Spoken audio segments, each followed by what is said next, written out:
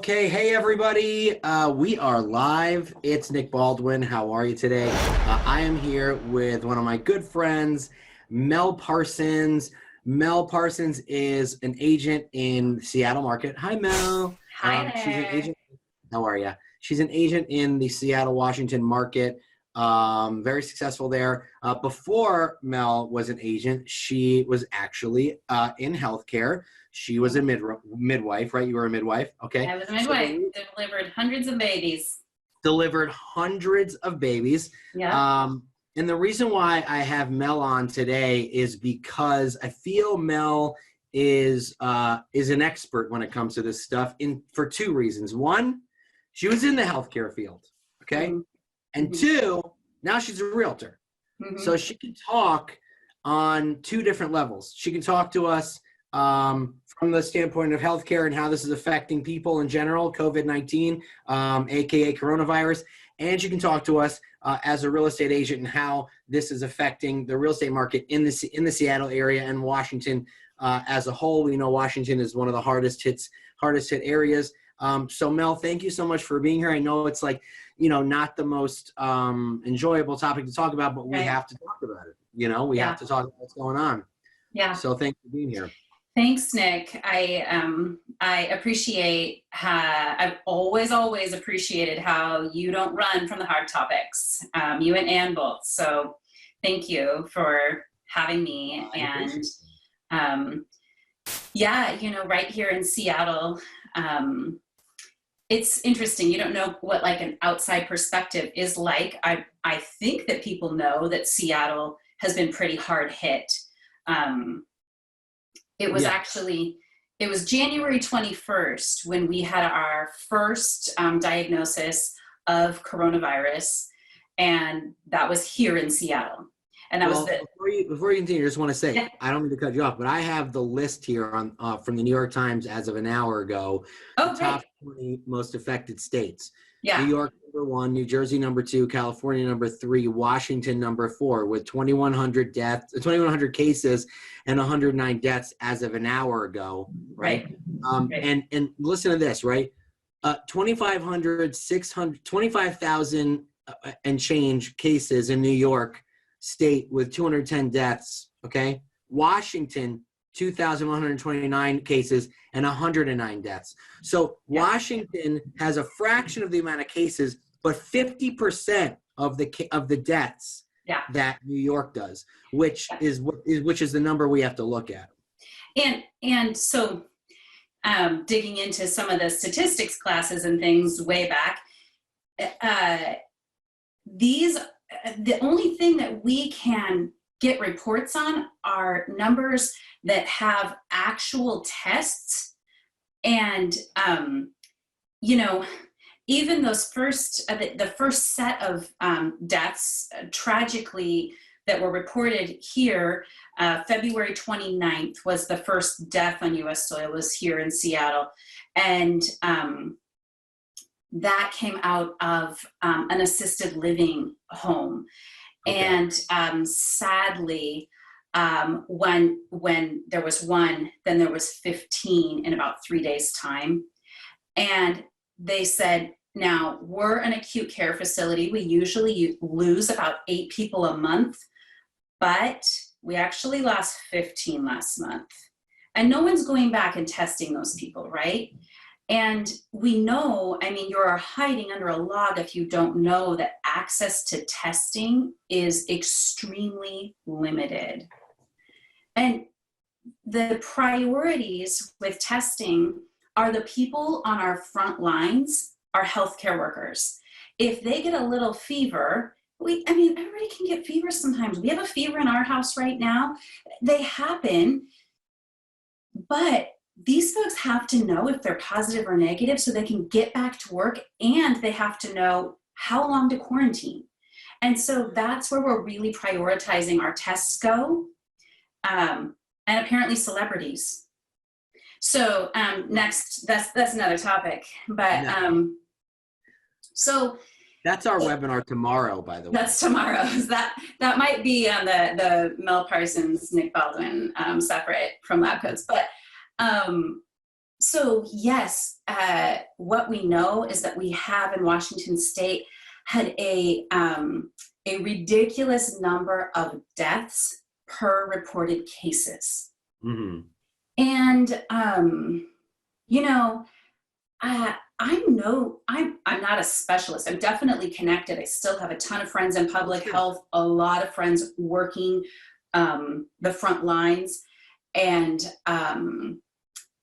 you know, even I was really like, we're gonna be fine. We're fine, Right. you know? I think we all were at the beginning. Yeah.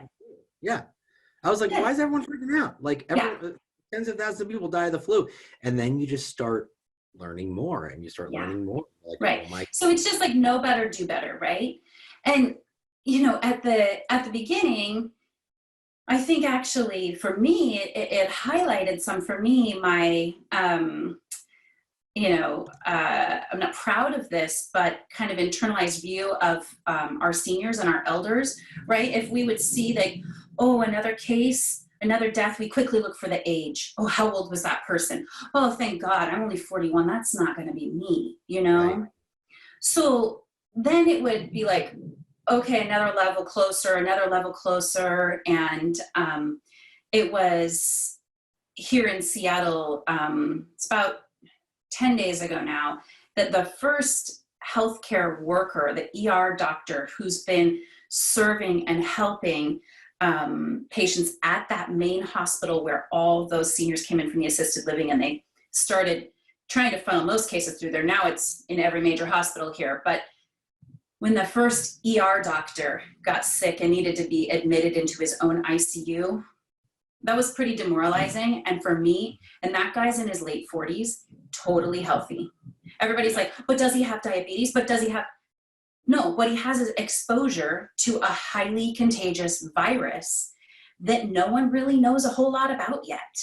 Right. Right. And so that's one of the reasons why I wanted to have you on. I mean, listen, you were a midwife, like you're not a doctor, but you worked, you were in hospitals, like you communicated with doctors, and you were very close. I mean, you helped how many? 700 women give birth? Yeah, 500. Yeah. 500 women give birth. You and your partner combined was about 1,500-ish, right? Yeah, we did a lot together. Yep. So you worked in hospitals, right? And so now, as real estate agents like to do, and listen, I know some of them had previous backgrounds like you did, and some of them know what they're talking about, but a lot of them, they, and this is just a population as a whole, this is our country, right? We like to speculate, like we know what is going to happen. It's just the flu, or, this is just, this always happens, yada, yada, yada. And so I think like, what we have to understand is that a lot of people think, this is crazy. They're keeping people in their house. What you have to understand is this, first of all, yes, brand new. Second of all, the scary part about this is you can have this disease, you can have this virus for 2-3 weeks and not even know, and be walking around and talking to people, and as an agent going into homes, right, and meeting buyers and meeting sellers, not knowing, and in fact, I heard some statistic, and maybe you can tell me if I'm right or wrong, but 70 or 80% of the people that actually have it will never show symptoms. Is that accurate? There's a lot of speculation around that. It's true. Yeah.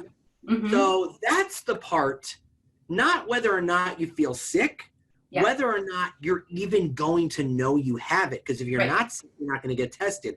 So the death rate's very high based on what we know in terms of who has it.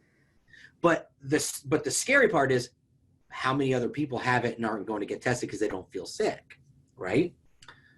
So that's the part I think a lot of people. So one of the things that makes, I was going to say, one of the things that makes real estate agents so awesome, and some of my favorite people on the planet, is because we are tenacious, you know? Right. We want to get out there, and we want to help people. Right? We actually kind of thrive a little bit on some drama. Like, we love that stuff, right? We are problem solvers. Don't tell me that something inside you, when you get the phone call that the deal is about to fall apart, don't tell me something doesn't go, this is my time to shine, like, that's what we're made of. And we want to win. We're always winning. We want to win a deal, and it's the same thing. Yes. So we've got that going on. It's just a strength of ours. People look to us as leaders. A lot of us have no idea how many people are looking at us to be community leaders. We're connectors. It's what we do. And in that, we meet, touch, and breathe the air with so many people every week.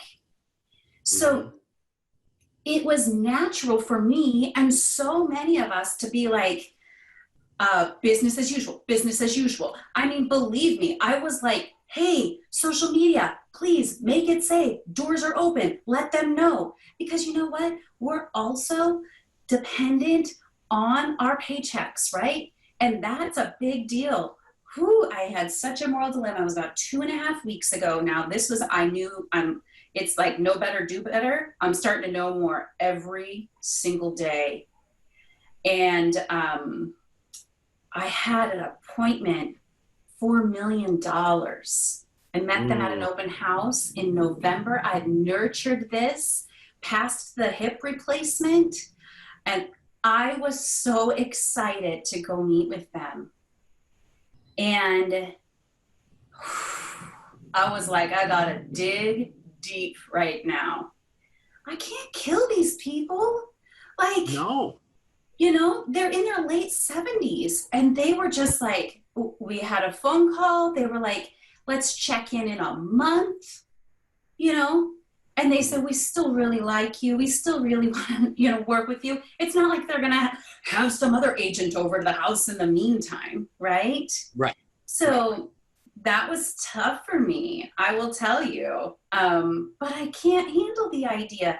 Right now, I'm trying to figure out I have an 85-year-old seller. I can't get this woman to DocuSign. What are we going to do? We're all in problem-solving mode right now. Right. So we're all trying to figure things out. I mean, that's what we do. And a lot of us, if you talk to a lot of agents, a lot of them have backgrounds in service. There's a lot of vets, a lot of ex-military. There's a lot of, attorneys in a past career, there's a lot of that, right? So it's in our blood, right?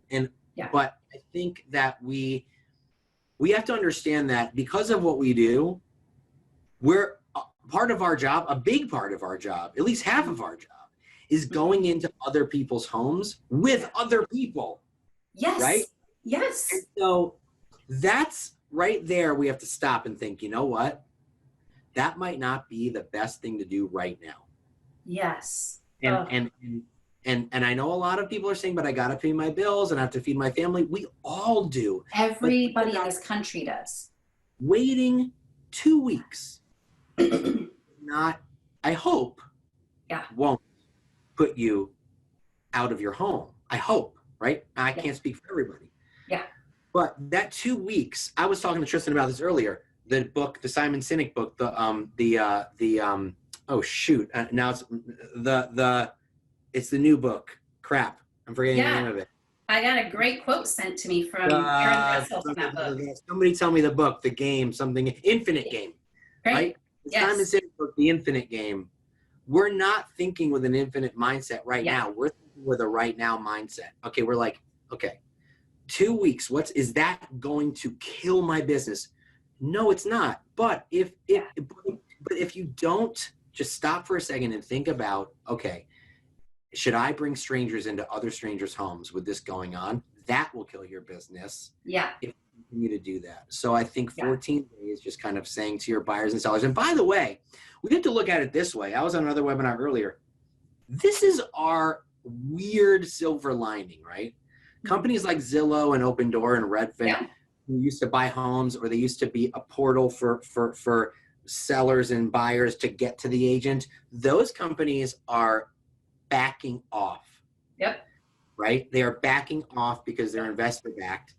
This is our opportunity now to, in a sense, build up this pipeline and be the actual go-to person for when we can then go show homes again. Yeah. I mean, it's the thing we've always said, that those companies, they'll never fill the place of relationship,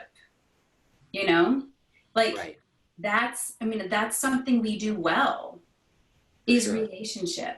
So, this is such an incredible opportunity to go deep in your database, right? Yeah, 100%. I was so excited. One of the buyer's agents on our call this morning, on my team call, she goes, well, you guys, I've started doing this. Everybody who said, I'm not ready for like 6 to 12 months.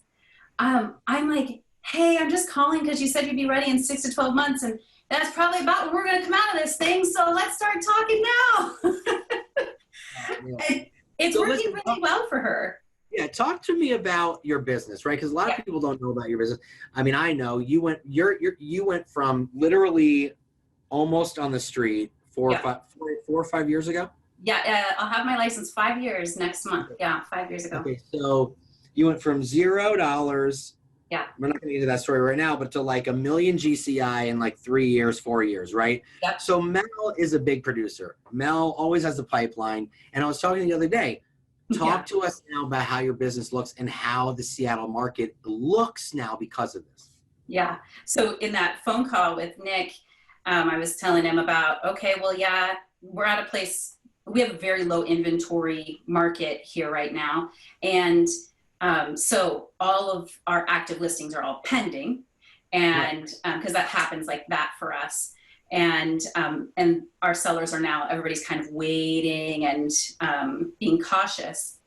And Nick said, well, how about your buyers? And I was like, well, there's 5 of us agents working on the team and not a single one has an active buyer today, you know, like.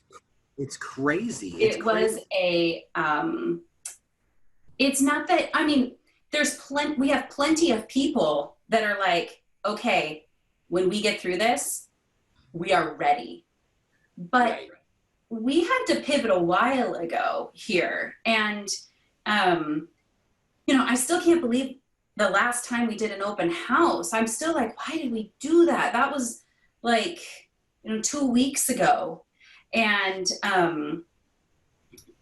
we, you know, we did that open house then, and thankfully we sold that place. But we have people that we're just filling the pipeline, and our plan is just, you know, number one, take care of ourselves. We're in this long enough. It was all fun and baking cinnamon rolls for a while, and we're beyond that now. We're like, you know, I've got 4 kids, and the little kids are screaming and crying a lot right now. And that is getting hard. My older kids are getting depressed. They're 12 and 16. Their lives are, you know, they don't get to see their friends, and they haven't for a long time already. So there's balancing that. And if my husband and I are all like super stressed out, we got nothing to give those guys during this. So like on our team, our morning huddle right now is very much express gratitude. How are you really doing? You know? And sure, what's one thing you're committed to do in your business before you go to bed tonight? We're not doing how many dials you get yesterday. This isn't that season. How many expires did you call? The temporary off markets, though, are going to go through the roof right now. I completely understand what you're saying, because I have a 7 and a 4-year-old, and my 7-year-old is having a really tough time. Yeah. You know, he understands to an extent, but listen, we got to think about this. You bring up a very good point. Yeah. Regardless of whatever you think about this virus, whether you think it's real, whether you think it's as serious as it is or not, like that doesn't matter, right? There's 50 million kids in this country who aren't going to school right now. 50 million. I have a 7-year-old. He has Tourette's. He can't go to his therapist. He can't go to the social worker at school. He's having a really hard time. And so this is one of the things that I'm saying, like, listen, I'm being selfish for 1 second, right? I'm being selfish for 1 second. I need my 7-year-old with special needs to go back to school to see his social worker and to see his therapist, because he doesn't understand why he's staying home. And the only way that's going to happen is if everybody just stays home for a couple weeks.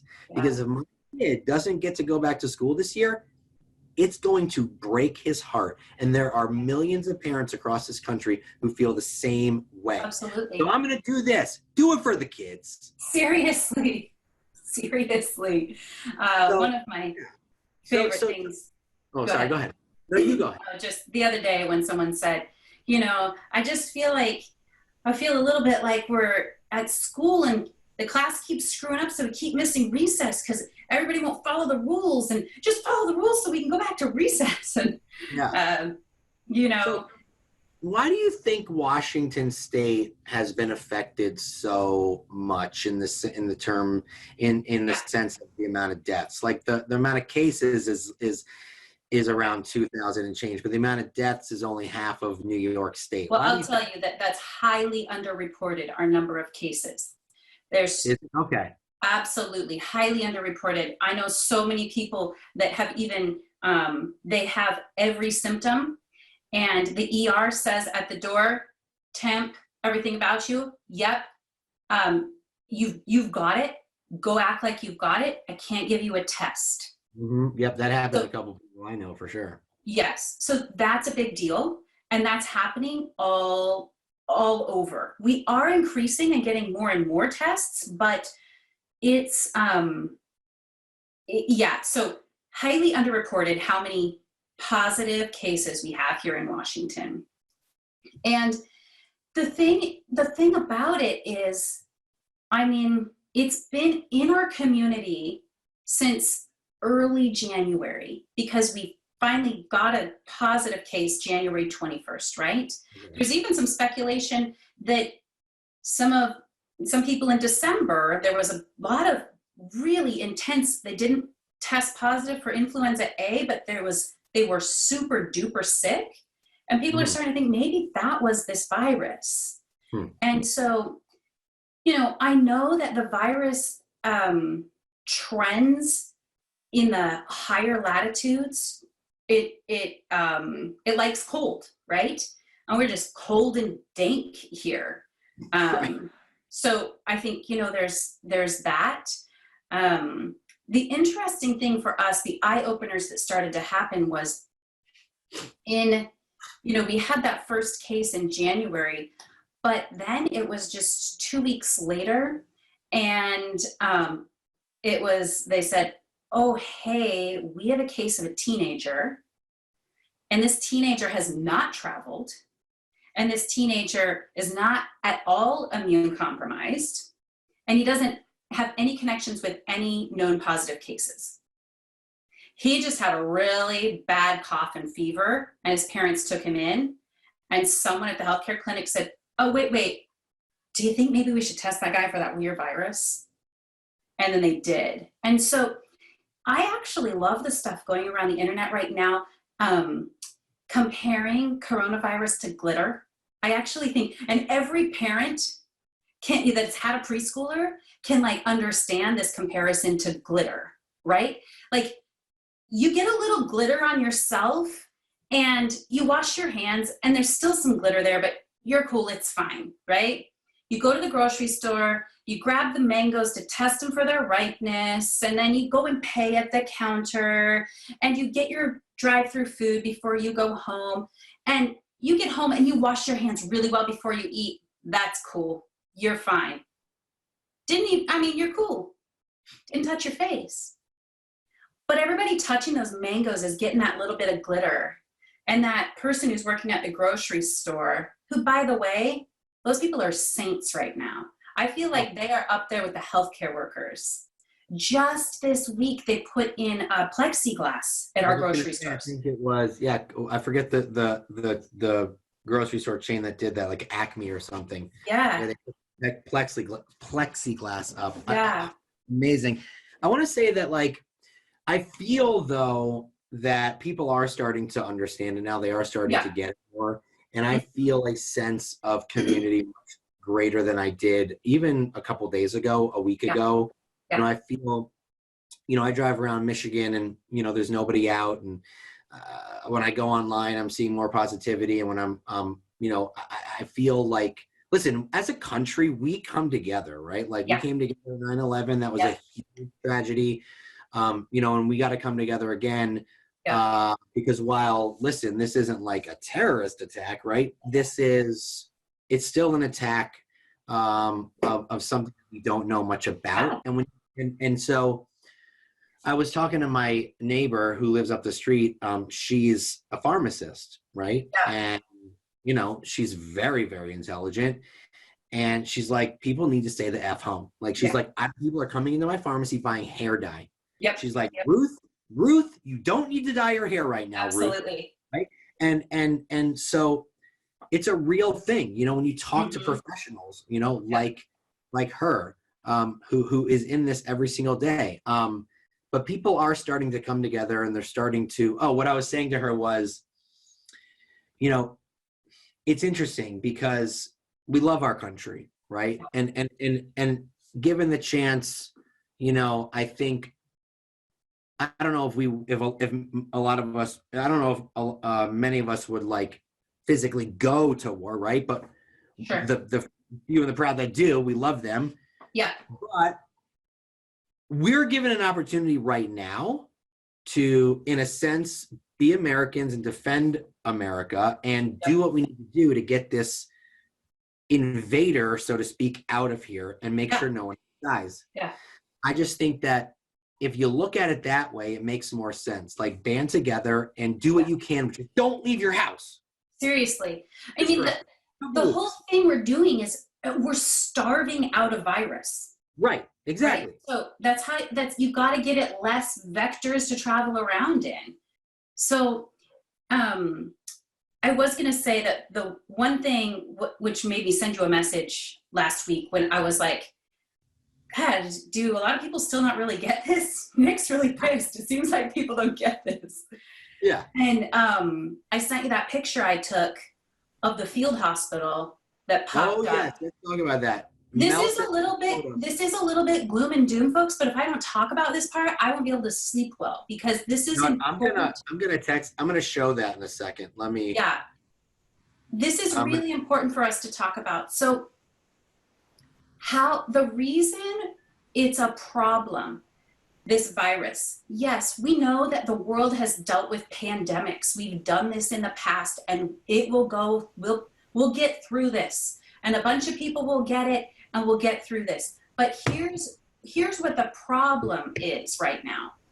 Yeah. And the reason everyone's using the hashtag flatten the curve is with this virus, around day 8, some people get a horrible fluid in their lungs, and they require a ventilator to breathe for them. Now, the awesome thing is, most people who get this are recovering, right? Interesting. That's great. That's good news. The problem is, we don't have enough ventilators, and we don't have enough frontline staff to care for the load that is coming. So we saw this coming here in King County even before they let the kids out of school. The county took over 3 empty apartment complexes and motels and said, we get these for now because we're going to need a place to put sick patients that don't need the ventilators. Well, that's not enough. Since then, they've put up quickly 3 field hospitals. And I had the most eerie feeling ever when I drove by, right here it is. This is one of 2 buildings. There's another one identically like this now. These are the soccer fields that our kids have played on. This is a picture that Mel, I just want to tell, this is a picture that Mel texted me last week. And they built this hospital on a soccer field. Yeah. So there's about 3 there's 3 different field hospitals like this set up in our county. And this is one building. There's another building now identical to this on the other side of the field.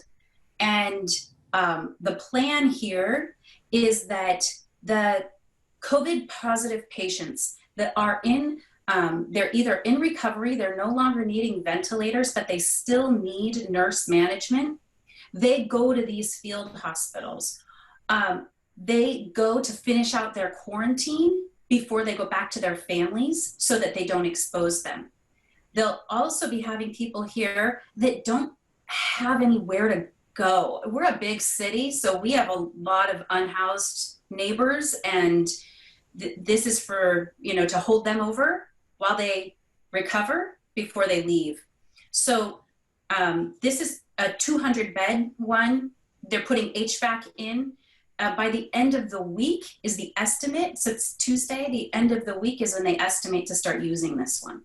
Okay, so how quickly did they put this up, and what's it made of?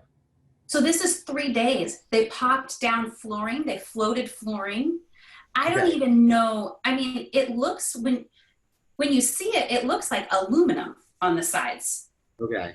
And then that top stuff looks all plasticky, but it went up so fast. And, I heard talk of it. And when I drove by, that's when I was like, whoa, what type of apocalypse are we in?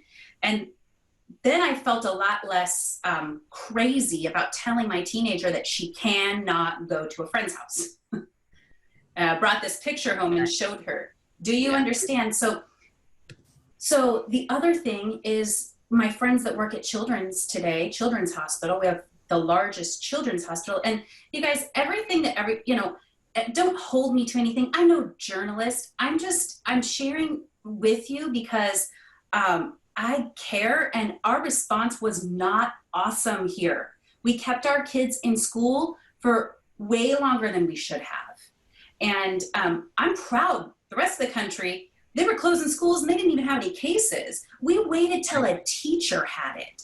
That was shameful, So Children's Hospital said that they're about to start taking some adults in also. These are not COVID positive adults. The problem is the overflow of all the other people that are sick and need hospitalization.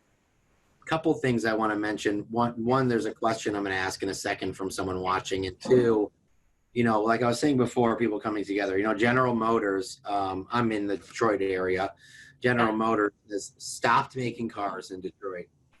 They may have stopped making cars everywhere. I'm not sure, but I know specifically they've stopped making cars, and now they're making ventilators. Yeah. Right? Yeah. Because they have an assembly line and they have the tools, Absolutely. Yeah. Incredible. I know. That's the beauty of what a country can do during times like this. So Chase Lenz, who's on the webinar with us, he said he joined a couple minutes late. He says, I'm in Minnesota. We haven't went into shelter in place yet.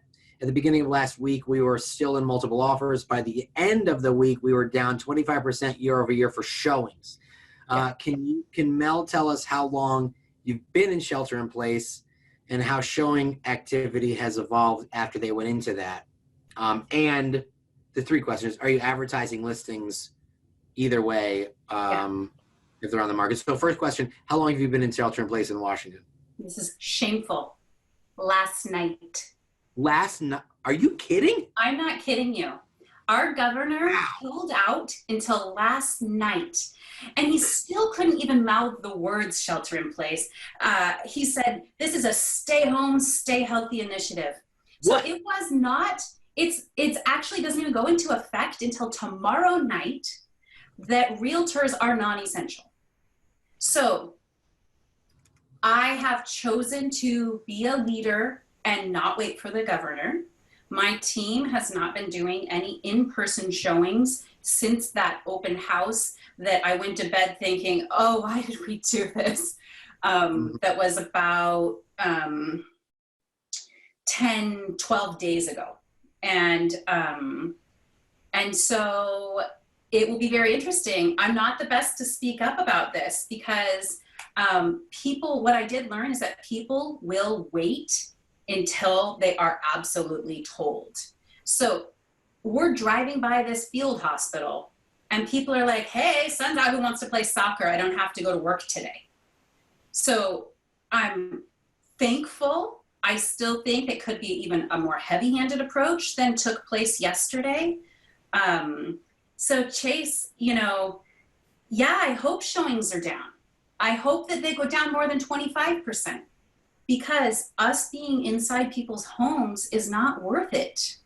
They're down about 29 or 30% in Michigan, and they're down across the country. Showing Time actually released a blog. Yeah, I saw that.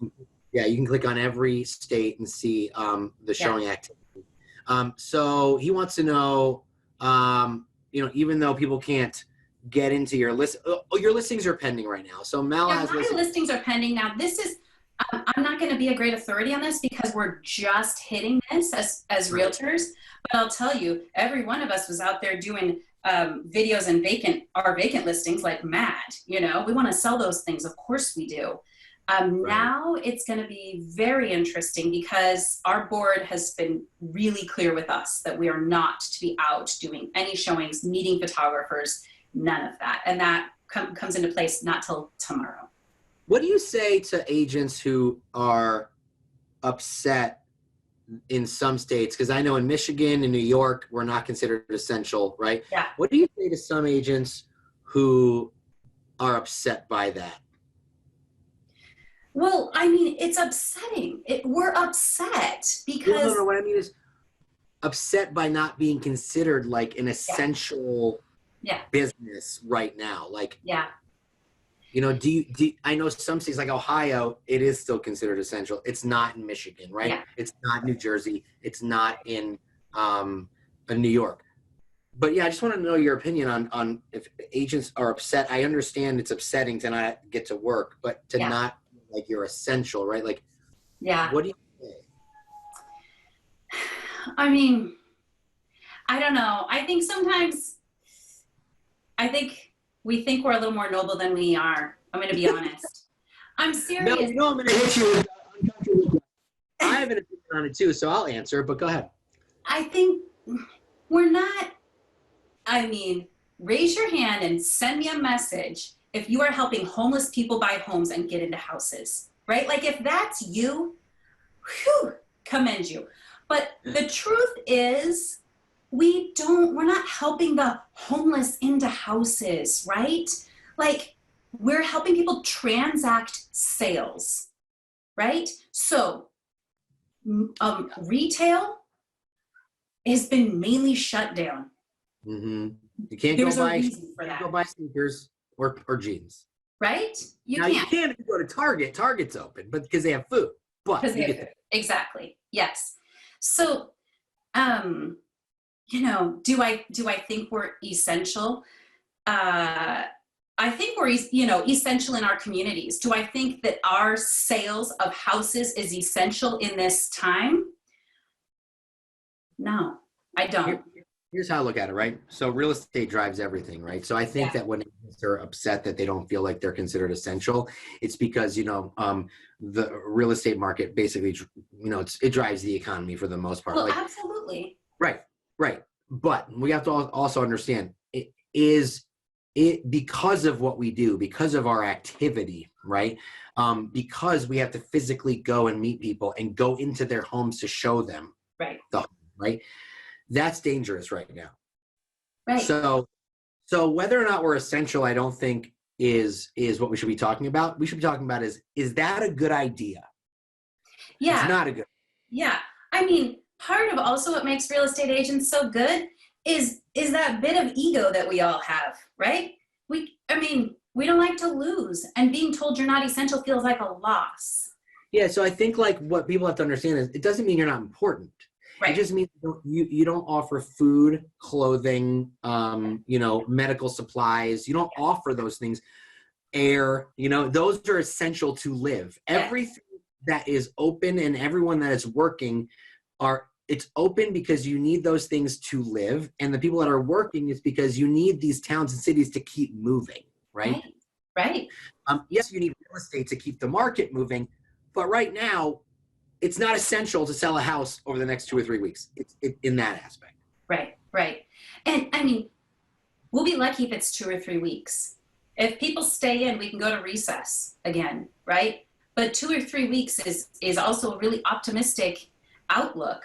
So, one thing I think is really important, and as you lead a huge Facebook group and have there's a lot of stuff that goes on in there. And I think that one thing that's really important during a time like this is that people resist the urge to compare their losses, right?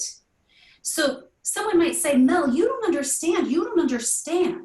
Like, I got hit so hard because I was out on medical leave for the last 6 months, and I was just getting going, and you don't understand how hard that is for me.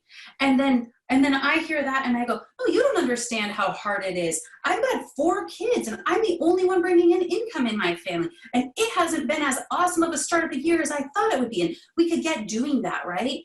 And, like, we can all one-up each other. Everybody's problems right? can be greater than the other person's Right. problems. We all have problems. We all need to pay our bills. Yeah, for sure. Yes, yes. And so I just encourage the Lab Coat Agents community, when you feel yourself slipping into that, when you feel yourself like, yeah, well, my loss is greater, someone can always one up your loss.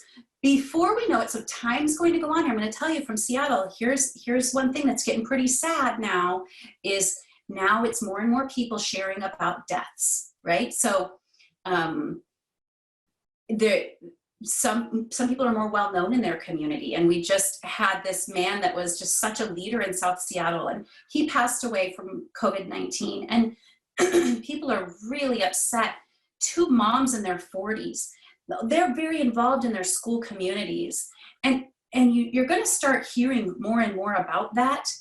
And we all just need to have our own reality right now. And we have to take care of ourselves. And if we get into that comparison, like, oh, you don't know how many deals I've lost and how much has fallen apart for me, and I'm already in debt. And like, the more you think about what you don't have, this is a shout out to Cherie Benjamin. She helped me in my depths last year when I had 9 million fall out in 1 week. It was the first 9 million I ever had in escrow, and then it was gone. And she said, if you keep thinking about what you don't have, you just keep not having, right? What we focus on expands. It's just, I'm losing everything. The practice of gratitude is critical for real estate agents right now. It's critical. It is. You have to practice it like working out. Like, yeah. And I think that, you said this before, that if we don't have our health, we have none of these things that we're frustrated about having to back off from a little bit, right now. Yeah. But if you get sick, what's worse, right? Right. And I think people need to look at the bigger picture. That's why I was talking about the Simon Sinek book before, because agents tend to only look in the now.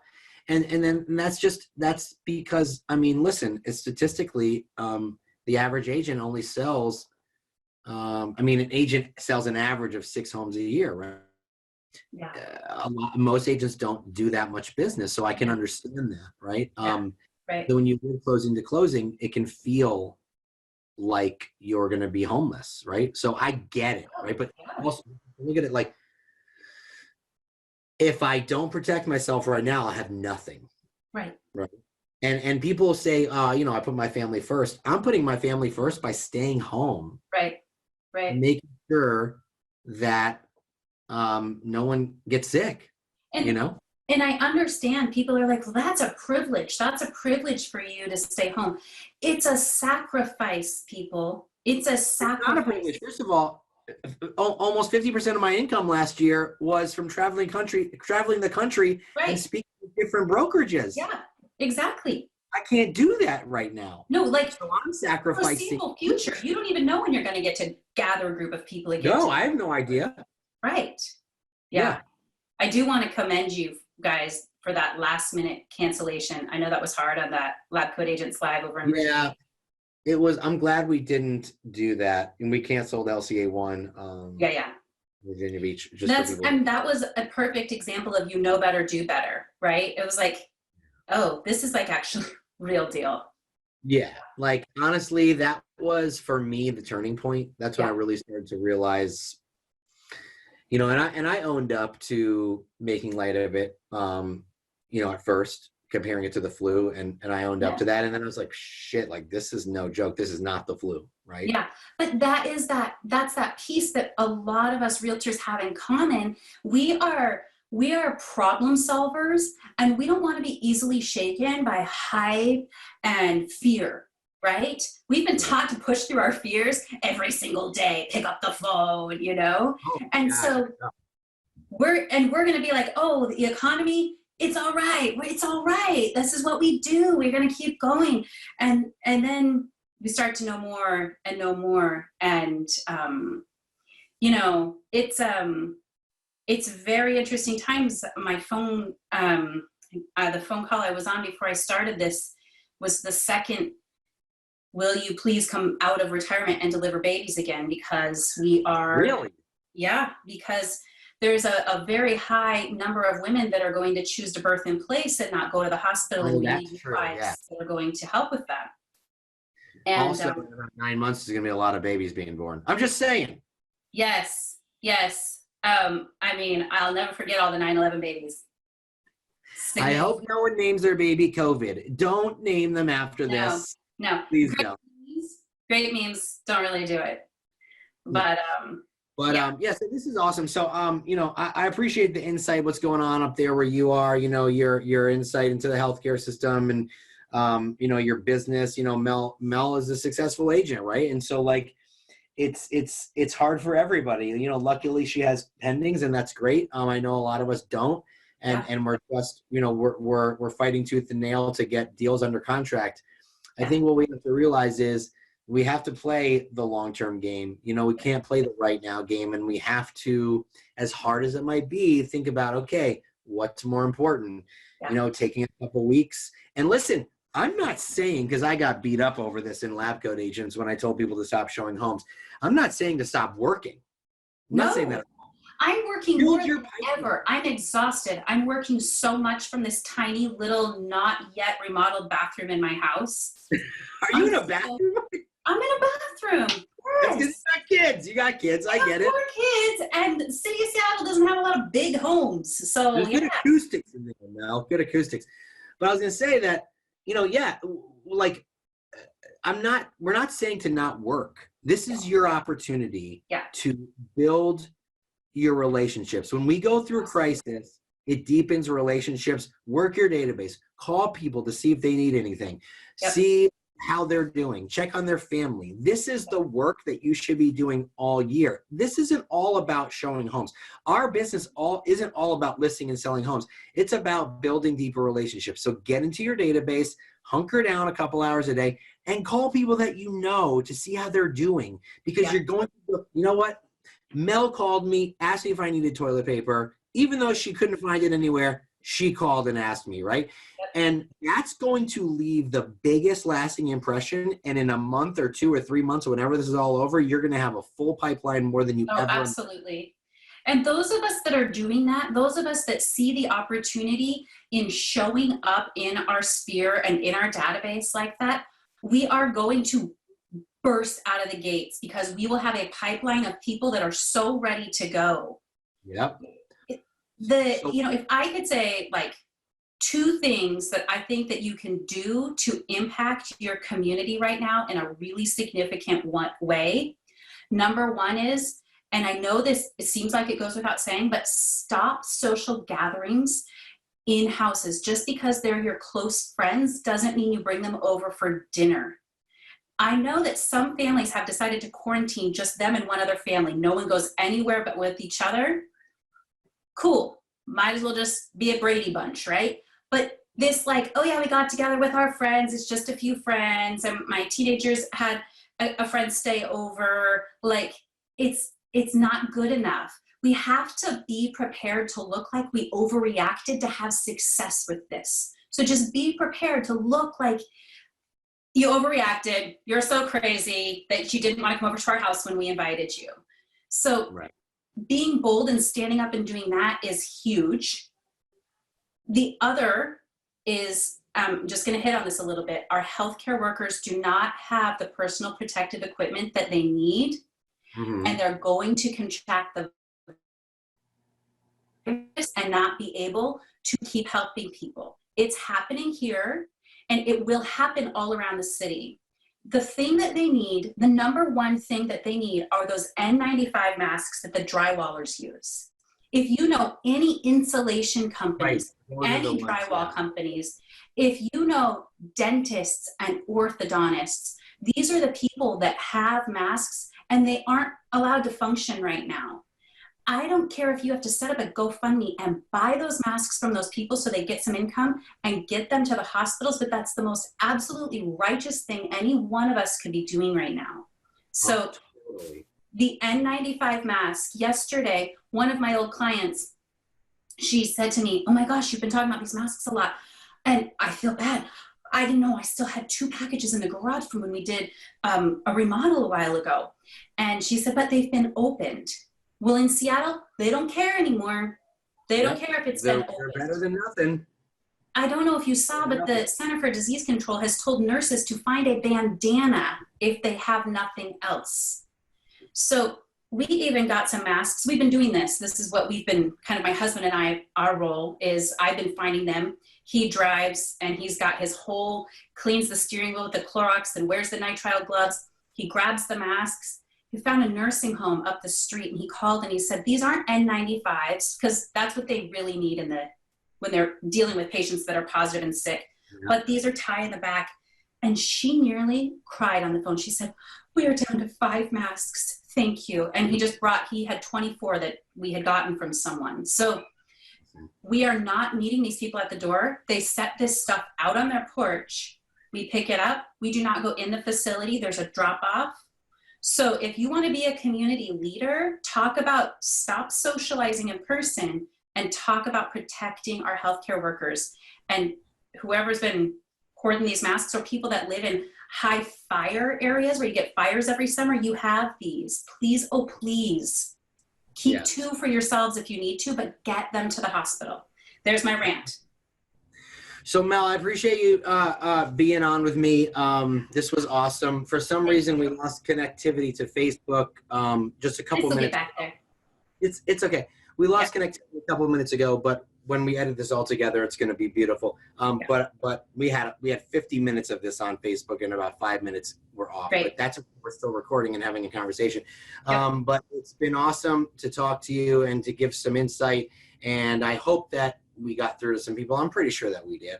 You know, we're pretty convincing. Yeah. They're going to sign with us. Yes, they're going to, right, exactly. They're going to list their home and send us referrals.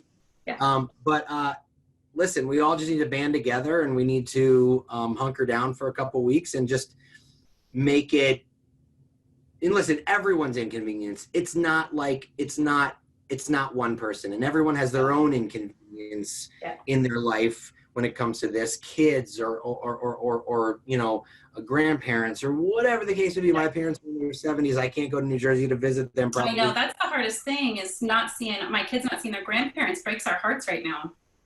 Yeah, you know, we were supposed to be there this week, so whatever it is. But listen, you know, it's going to go away, and 2020 we'll forget about it, and we'll move on to 2021. Is it 2021 yet? It's I don't know, but last week was the longest year of my life, so we'll see how this goes. Someone said, can I, someone goes, can I, what do they say? Can I get a refund? Oh, on 2020? My 30-day trial is over, you know what Absolutely. I mean, goodness. Anyway, legendary. Listen, Mel, have an awesome night. I appreciate you being on, and I will see you soon. Okay, thank you. See ya. Bye. Bye.